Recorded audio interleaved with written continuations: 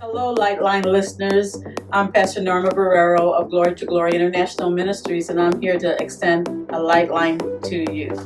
Today I'm going to bring this verse, and I brought it a couple of times, but I just want to continue to hammer this verse. And I want to come out of Romans 12, verse 2.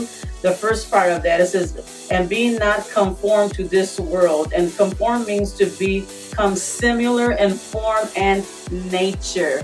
And I want to stop there, and I want to really hammer this. I'm going to continue to do this, and I'm so encouraged about this verse that I want to even begin to do a series on this. But to conform is to come to be in the nature of a thing. And as believers, we don't understand when we come into the kingdom of God, we have a different nature. God is forming and fashioning and transforming us into a different nature, into His nature. So we've got to expect and understand that as we are growing in the Lord and growing in the knowledge of Him, that things will arise.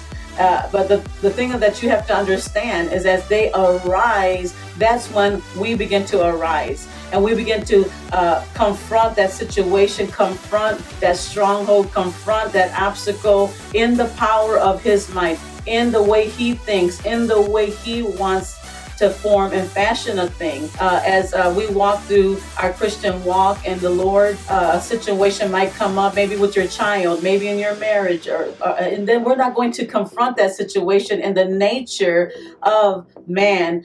We may put a demand. You're supposed to be loving me. You're supposed to. Why did you do that? Why this and that? And we can become very defensive in our nature as human beings. But when something arises with your children or in your marriage, that's an opportunity for you to pull down a stronghold. That's an opportunity to allow the power of God to come in and fashion and form His nature in us. And we can't respond like the world responds. We can't respond, you owe me, you need to respect me.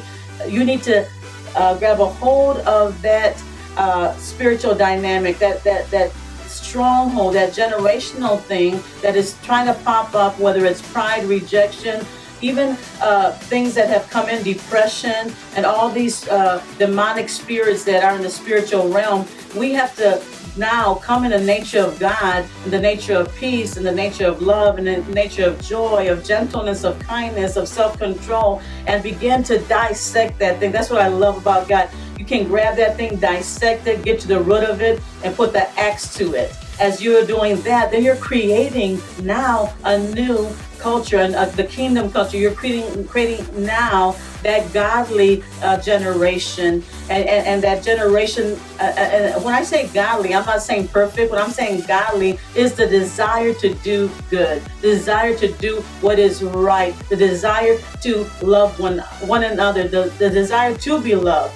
And so I want to encourage you today, and I'm going to continue on this, and I'm going to hammer it till it comes to the fullness of the knowledge of God, because the knowledge of God is our tool. It is our weapon. And when we understand and know God, what does God think about this situation? What does God, what did God pay for in this situation? And as we begin to identify things and not get offended and not get wounded and not want to give up, I'm telling you, in the kingdom of God, that is not our DNA to give up. Our DNA is to plow forward. Our DNA is to go from glory to glory.